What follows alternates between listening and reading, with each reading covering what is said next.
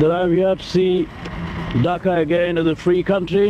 1971 সালের সেই অগ্নিঝরা মার্চ, যখন পাকিস্তানি বাহিনীর নির্মম গণহত্যায় স্তব্ধ হয়ে যায় পুরো বাংলা, কিন্তু ভয় নয়, প্রতিরোধী হয়ে ওঠে বাঙালির উত্তর। ছড়িয়ে ছিটিয়ে থাকা সেই প্রতিরোধকে কে এক ছাতার নিচে আনলেন, কিভাবে একজন অবসরপ্রাপ্ত কর্নেল হয়ে উঠলেন মুক্তিযুদ্ধের সর্বাধিনায়ক, এই প্রতিবেদনে জানাবো সেই ইতিহাস। 25শে মার্চের কাল রাতে অপারেশন সার্চলাইটের মাধ্যমে পাকিস্তানি বাহিনীর গণহত্যা শুরু হলে পূর্ব বাংলা জুড়ে ছড়িয়ে পড়ে প্রতিরোধ। ঢাকা, চট্টগ্রাম সহ বিভিন্ন স্থানে বাঙালি সেনা, ইপিআর ও সাধারণ মানুষ বিচ্ছিন্নভাবে লড়াই শুরু করেন। তবে এই প্রতিরোধকে সংগঠিত নেতৃত্বের অধীনে আনার প্রয়োজনীয়তা দ্রুতই স্পষ্ট হয়ে ওঠে।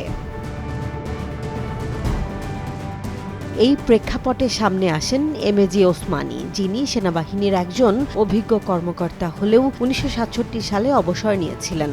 ব্রিটিশ ভারত থেকে পাকিস্তান সেনাবাহিনীতে দীর্ঘ অভিজ্ঞতা, দ্বিতীয় বিশ্বযুদ্ধে অংশগ্রহণ এবং সামরিক কৌশলে দক্ষতা তাকে অন্যদের থেকে আলাদা করে তোলে। অবসর জীবনে তিনি যুক্ত হন বাংলাদেশ আওয়ামী লীগের রাজনীতিতে এবং 1970 সালের নির্বাচনে বিজয়ী হয়ে জনগণের প্রতিনিধিত্ব করেন। ফলে তিনি শুধু সামরিকভাবে নয়, রাজনৈতিকভাবেও গ্রহণযোগ্য একটি মুখ হয়ে ওঠেন, যা পরবর্তী সময়ে তার নেতৃত্বকে আরও শক্তিশালী করে। অসহযোগ আন্দোলনের সময় শেখ মুজিবুর রহমানের নেতৃত্বে দেশ যখন উত্তাল, তখন ওসমানী গোপনে বাঙালি সেনা কর্মকর্তাদের সংগঠিত করতে শুরু করেন।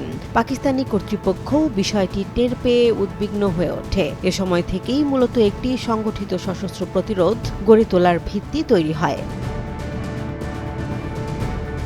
1971 সালের 4 এপ্রিল হবিগঞ্জের তেলিয়াপাড়া চা বাগানে অনুষ্ঠিত এক গোপন বৈঠক বদলে দেয় মুক্তিযুদ্ধের গতিপথ।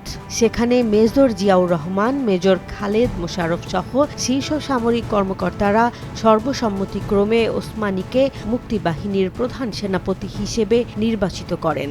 একই সঙ্গে দেশকে সেক্টরে ভাগ করে যুদ্ধ পরিচালনার কৌশল নির্ধারণ করা হয়, যা তেলিয়াপাড়া রণকৌশল নামে পরিচিত।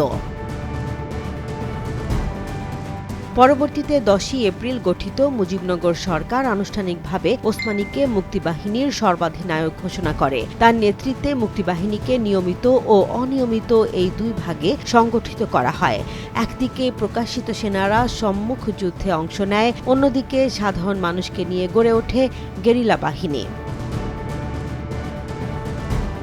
ওসমানীর এই কৌশলগত নেতৃত্বই মুক্তিযুদ্ধকে একটি সুসংগঠিত ও কার্যকর যুদ্ধরূপ দেয়। তার অভিজ্ঞতা, রাজনৈতিক গ্রহণযোগ্যতা এবং সময়োপযোগী সিদ্ধান্তই তাকে এই গুরুত্বপূর্ণ দায়িত্বের জন্য সবচেয়ে উপযুক্ত করে তোলে।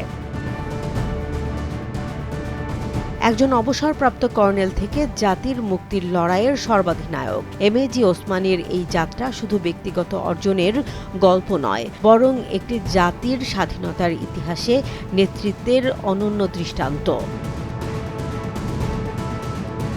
জেসমিন জাহান, নিউজ ডেস্ক, জনবাণী।